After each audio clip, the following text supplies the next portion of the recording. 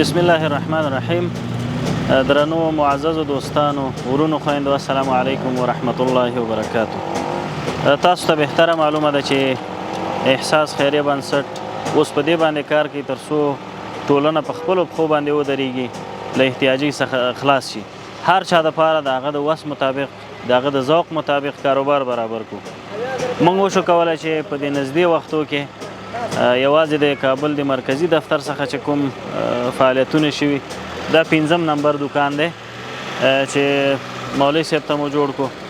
نو له ټولو درنو دوستانو څخه زموږ هیله دا ده چې زموږ ملاتړ وکړي تر څو موږ وشو کولی چې د خپلو بېوزلو هیوادوالو دپاره کاري زمینه برابره کړو. نن چې موږ سره د دغه دکان په جوړولو کې کوم ورور مرسته کړې ده، هغه ورور عبدالرحمن نومیږي چې له استرالیا څخه یې پیسې لېږلې وې. مولوي صاحب سره کومک وکړو او موږ ورته تطبیق کړه دغه پروژه. نو الله تعالی دې ورنه قبول کړي، الله دې خیر ورکړي. یعنې موږ په ډېرو کمو پیسو باندې کولی شو چې خپلو دوستانو هیوادوالو ته کاروبار برابر کړو. موږ د مولوي صاحب کاروبار په 1,000 افغانیو باندې وشو کولی چې دې ته دغه دکان جوړ کړو. نو که تاسو 10,000 50,000 80,000 1 لک افغانۍ د هر چا د ذوق مطابق موږ ته راولېږئ او موږ به انشاءالله خپلو دوستانو ته کاروبار برابرولی شو. د مولوي صاحب وضعیت ډېر زیات خراب و، سره دی چې عالم دی او د قرآن حلقه یې درلوده، خلکو ته دین زده کوو، نو د دې تر څنګ خپل کاروبار هم کوو.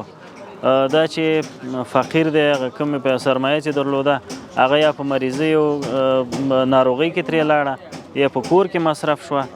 د دې کمې پیسو نه مې دوکانداري شروع کړه او هغه دوکانداري بس خپلو شپې ورځې مې تېرولې.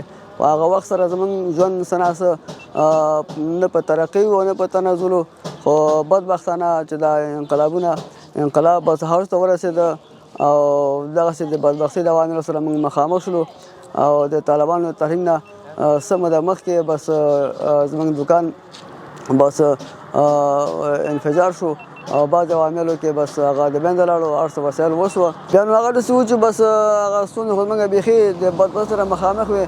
بس رابغلو 10 دقیقې به کېناستلو، بس څه شی نه و چې بس سم خرڅ کړی وی. ژوند هم بیخي لکه د بربادۍ سره مخامخ و. خو بدناهیلي شپې به تېرېدلې نو بس حتی چې بس اوسه پورې لکه موږ هم لکه مزدوري کوله، چا سره هم چې بس کار پیدا کېده هلته به تلو. بس ناست ما څادر به ما واروله د بل چا دوکان مخ سره، هلته به د خپل کاروبار کوو. بیا د څومره سودا د ورځې کېده؟ نو به تقریبا 120 روپۍ 80 روپۍ او دغسې بس ځکه چې ستا ټول فروشات ټول فروشات به ځکه چې جنس نه و شي نه و څه هر څه به راغی، بس هغه شی موږ سره نه موجوده او بس کله 500 روپۍ کله د خپل جیب نه بیا 10 روپۍ کرام موږ هم مصرف کړی. اوس هم د الله تعالی فضل او ستاسو له همکارۍ څخه موږ مننه کوو او کورم آباد بس ډېره مننه. درنو معززو دوستانو، تاسو د مولوي صاحب خبرې واورېدې چې د له څومره ستونزو سره مخامخ شو.